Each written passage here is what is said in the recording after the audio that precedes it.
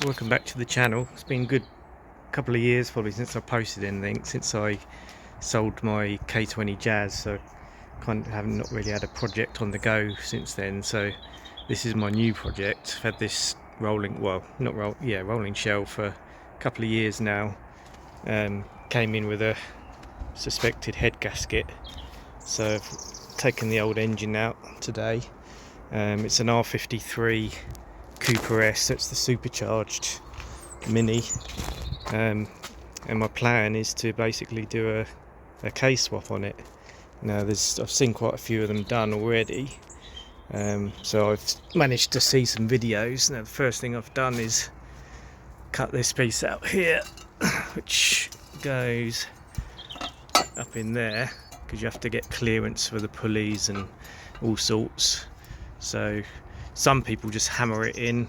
I've seen that done and that works, but I think I'm actually going to flip it around that way so it curves in and re-weld it. So I've done quite a nice cut there, so I'll probably weld that back in, paint it up, and then should all be good hopefully. Just having a little play about because I had one of these here. This is actually a EP3 aftermarket header that I sell, and I reckon with probably a bit of cutting down here to re-angle it a little bit, I think I can probably get that to work. It doesn't look too bad if you see it from there, but so it just needs to pivot a bit further around. Other things I've picked up from elsewhere is this obviously has the battery in the boot. It's got the main lead here.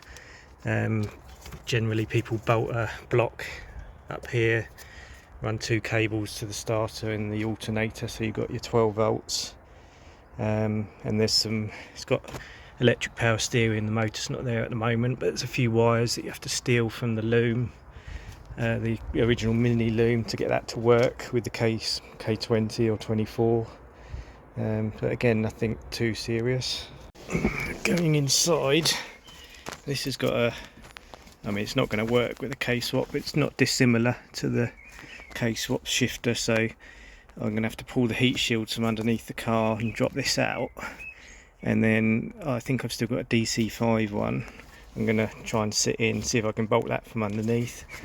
May or may not work. Worst case, if I cut this down and build a new surround, it could sit above the tunnel there, which wouldn't be the end of the world.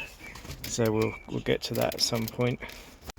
Drive shafts is one thing I was thinking was actually going to be quite difficult, but looks like it might not be, because the hub's actually got a Jazz hub over here, and this is an old Mini drive shaft, and it's the same spline, same size, fits perfectly in there.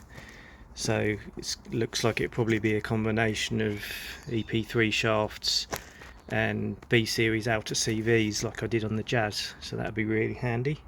Just while I was there, I was actually looking through a box of bits. I found an old EP3 shifter, which in my Jazz I ended up fitting and making a sort of a bracket for that to mount to, and the gear changing was actually way better, I found, than when I had the DC5 one in there. So might well end up doing something like that even with this one, but we'll have a look at that.